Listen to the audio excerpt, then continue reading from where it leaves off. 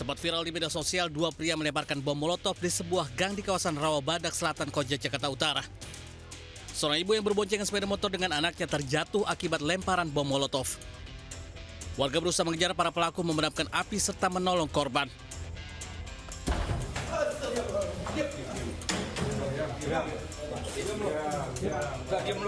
Setelah buruan 4 hari, pelaku aksi kekerasan itu akhirnya ditangkap polisi di rumah kontrakannya di kawasan Cipinang, Jakarta Timur. Sementara pelaku lainnya ditangkap di kawasan Cilincing, Jakarta Utara. Hasil pemeriksaan polisi, motif pelaku karena cemburu setelah mengetahui mantan istrinya dekat dengan pria lain. Pelaku kemudian mengajak dua rekannya melemparkan bom molotov di tempat biasa pacar dari mantan istrinya nongkrong. Kini kedua pelaku sudah ditetapkan sebagai tersangka dan terancam 9 tahun kurungan penjara. Dari Jakarta, Sofyan Firdaus Anyus melaporkan. Maling.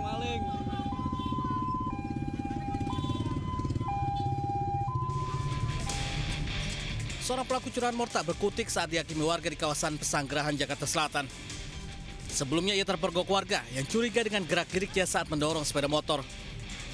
Saat diperiksa, ditemukan perkakas yang diduga digunakan untuk membobol kunci kontak sepeda motor.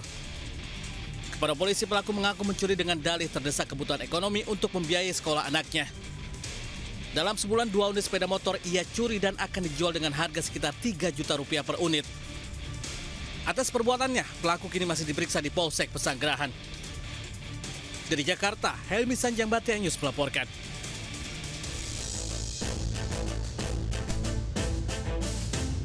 Seorang wanita muda menjadi korban jambret di Jalan Tanah Tinggi 4, Johar Baru, Jakarta Pusat. Korban yang duduk di jok belakang sepeda motor sambil bermain telepon genggam tiba-tiba dipepet pelaku yang mengendarai sepeda motor Matic. Dalam sekejap, ponsel yang digenggamnya berpindah tangan. Meski korban sempat berlari mengejar sambil berteriak meminta pertolongan, namun pelaku berhasil kabur ke arah Senen. Dari keterangan warga, dalam sepekan terakhir saja, sudah 2 kali terjadi aksi penjambretan di lokasi ini. Sementara itu, seorang bocah menjadi korban jambret di Kalideres, Jakarta Barat. Sebelum beraksi, pelaku sempat berkeliling kampung, mengamati situasi TKP dan sasaran korbannya. Usai viral, polisi berhasil meringkus pelaku di tempat persembunyiannya di sebuah kos di kawasan Kamal, Kalideres. Pelaku mengaku sudah belasan kali beraksi di wilayah Jakarta Barat dan Utara. Pelaku nekat melakukan aksinya demi membeli narkoba jenis sabu. Tim Liputan Anyus melaporkan.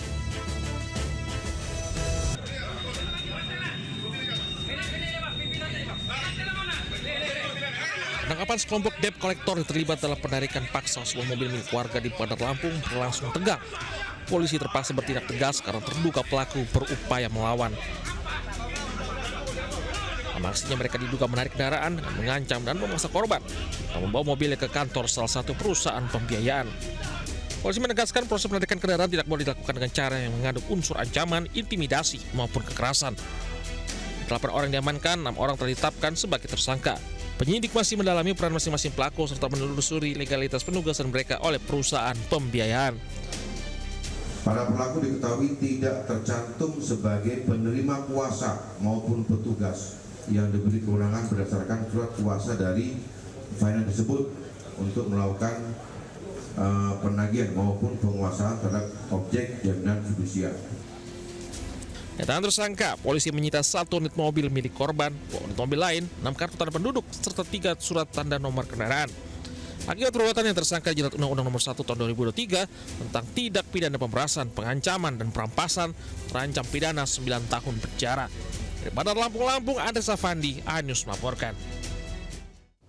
Pemirsa, komplotan begal yang menyasar mama pengendara motor di Pasuruan, Jawa Timur ditangkap polisi. Ironisnya 2 diantaranya merupakan pasangan suami istri. Sementara di Sidoarjo, seorang remaja masuk ke dalam toko dan menggasak 2 buah ponsel serta sejumlah uang tunai.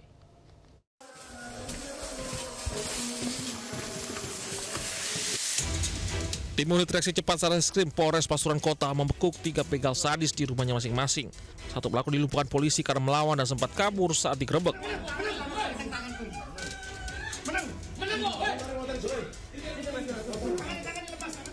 3 begal merupakan warga Tumpang Malang, 2 diantaranya pasangan suami istri yang sering berkeliaran di wilayah Pasuruan Selatan hingga kota Pasuruan. Sasaran para begal yakni emak-emak yang sendirian bermotor. Aksinya pelaku dapat melukai korban dengan senjata tajam. Informasi keberadaan tersangka S di Desa Trawung, Kecamatan Grati, Kabupaten Pasuruan. Kemudian tersangka S ini yang pertama-tama berhasil diamankan oleh tim Resmob Satreskrim Polres Pasuruan Kota pada hari Selasa. Setelah kendaraan dirampas, kini korban bisa membawa pulang motornya. Di Pasuruan, Jawa Timur, Jaka Samudra, iNews melaporkan.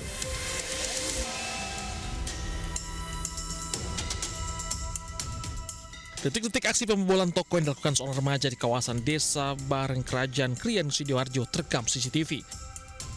Tampak pelaku seorang diri mengendap-endap masuk dalam toko yang tinggal tidur penjaga toko.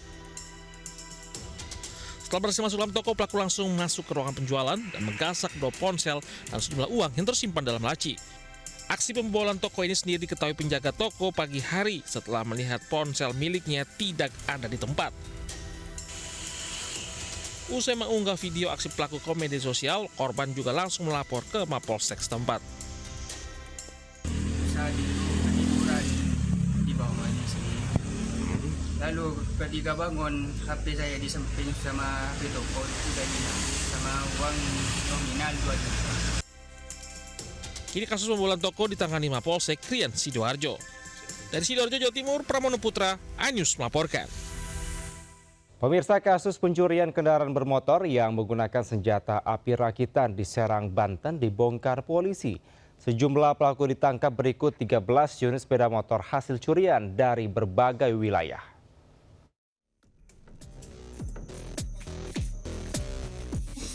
Video amatir merekam detik-detik penangkapan salah satu pelaku curian mor bersenjata api di wilayah Serang, Banten. Penangkapan dilakukan di rumah tersangka tanpa perlawanan. Saat digeledah, petugas menemukan senjata api rakitan jenis revolver yang dilengkapi 2 butir peluru kaliber 9 mm. Senjata tersebut disembunyikan pelaku di bagian bawah lemari es di dalam rumah. Usai pengembangan, diamankan sejumlah pelaku lainnya dan menyita 13 motor hasil kejahatan pelaku. Pelaku mengaku telah melakukan pencurian di 4 lokasi berbeda, yakni Kota Serang, Pandeglang, Cilegon, hingga Tangerang. Untuk menghilangkan jejak kejahatan, para pelaku menggerindra nomor mesin dan nomor rangka kendaraan curian agar tak mudah dilacak petugas. Saudara W yang mana diperoleh dengan hasil transaksi tukar dengan motor hasil kejahatan jenis Vario, terjadi pertukarannya di Lampung, jadi hasil kejahatan ini dibawa ke Lampung, motor tersebut ditukar dengan senpi, yang tujuannya pada saat mereka melaksanakan aksi tersebut untuk berjaga-jaga diri. Hingga kini polisi masih melakukan pengembangan dan pengejaran terhadap anggota sindikat serta pemasok senjata api ilegal yang diduga terlibat dalam jaringan kejahatan tersebut. Dari Serang, Banten, Mahesa Priandi, iNews melaporkan. Pemirsa, 2 pria berupaya menyelundupkan narkotika jenis sabu seberat 325 kg. Mereka diduga berasal dari jaringan internasional Thailand, Indonesia. Siapa namamu? Jufri. Jufri siapa? Bin? Aman. Kau siapa namamu, Le? Hah? Jufami. Kalian yang bawa mobil ini? Tim gabungan meringkus 2 pria dan mendapati 13 karung goni berisi 325 bungkus kemasan teh Cina yang diduga berisi sabu dari jaringan internasional Thailand Indonesia di wilayah Lok Smawe. Para pelaku sempat berupaya melarikan diri ke kawasan semak-semak, namun petugas berhasil menangkap 2 pelaku yang berperan sebagai jurumudi kapal dan pengendali di darat. Selain menangkap 2 pelaku, penyidik juga menetapkan 2 orang lainnya sebagai daftar pencarian orang. Saat ini Barreskrim Polri masih terus mengembangkan kasus untuk membongkar jaringan narkotika internasional serta memburu para pelaku lainnya terlibat. Dari Jakarta, Helmi Sanjangbati, iNews melaporkan.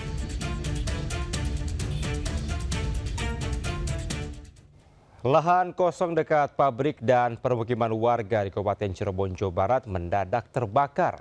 Api nyaris merambat ke rumah, membuat warga panik.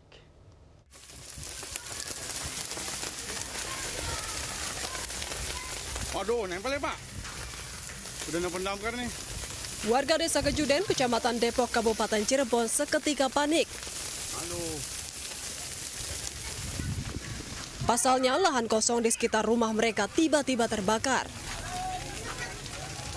Besarnya kobaran api nyaris merembet ke permukiman warga.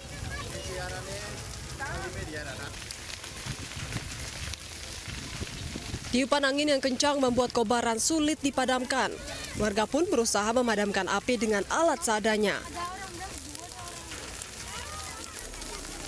1 jam kemudian, 2 unit mobil damkar tiba di lokasi.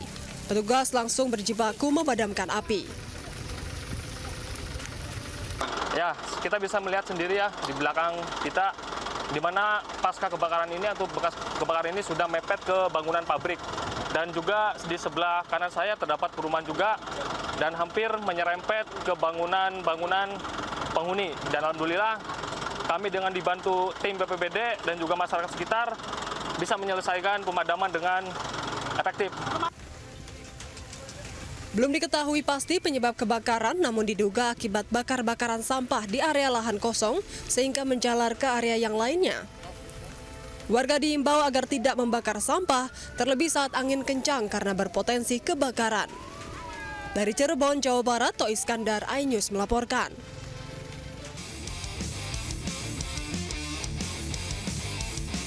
Sebuah mobil tiba-tiba menabrak sebuah warung ayam geprek hingga hancur di Denpasar, Bali. 2 karyawan yang tengah mempersiapkan pesanan pembeli terluka dan tersiram minyak panas. 6 sepeda motor yang sedang terparkir juga turut menjadi korban peristiwa ini. Diketahui pengendara minibus lepas kendali sesaat setelah membuka jendela mobil karena mencium aroma menyengat di dalam mobil.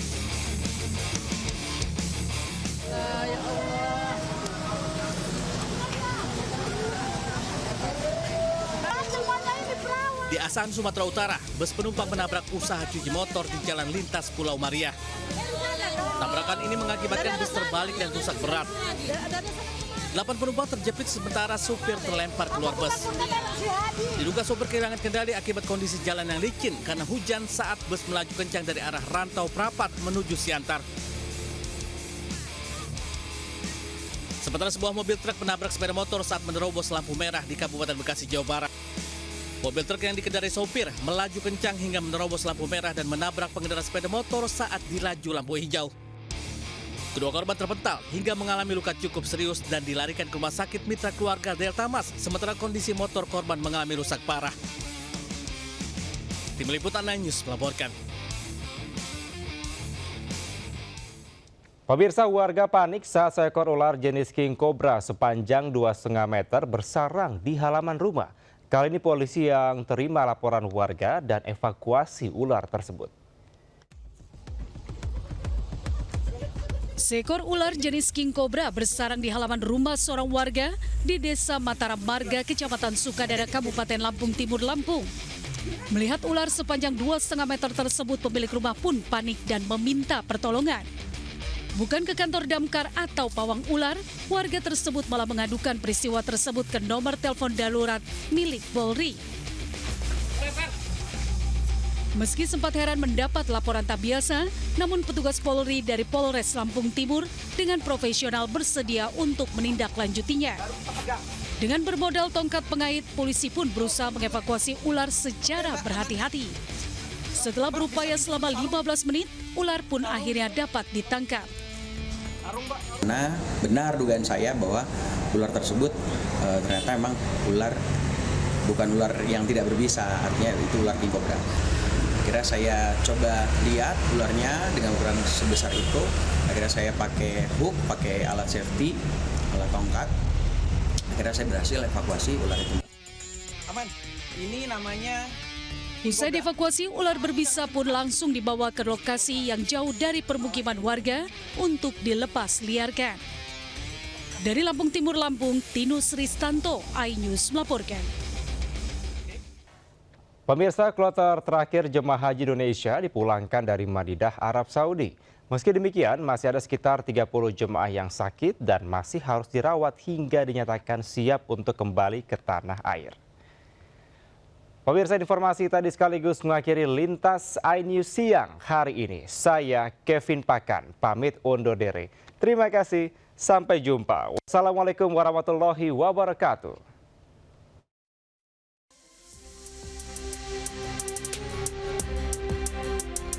Suasana haru menyelimuti pelepasan kloter terakhir di kota Madinah.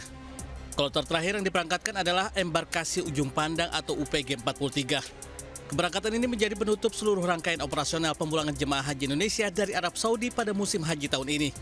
Pelepasan kepulangan jemaah haji kloter terakhir ini dipimpin langsung oleh Duta Besar Indonesia untuk Arab Saudi, Dr. Abdul Aziz Ahmad. Kepulangan jemaah haji kloter terakhir ini menandai tugas petugas haji juga berakhir. Penerbangan terakhir jemaah kita itu akan menandai berakhirnya perjalanan tugas yang mulia yang diberikan oleh negara kepada kita semua. Mudah-mudahan semua yang kita laksanakan, yang kita lakukan itu menjadi amal ibadah bagi kita semua.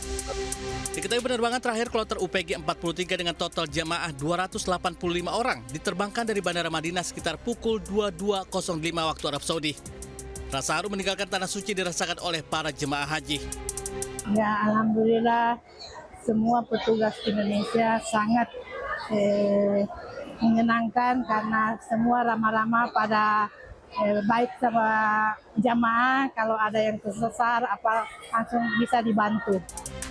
Namun khusus jemaah haji yang masih sakit dengan total sekitar 30 orang masih akan dirawat sampai dinyatakan siap dipulangkan ke tanah air.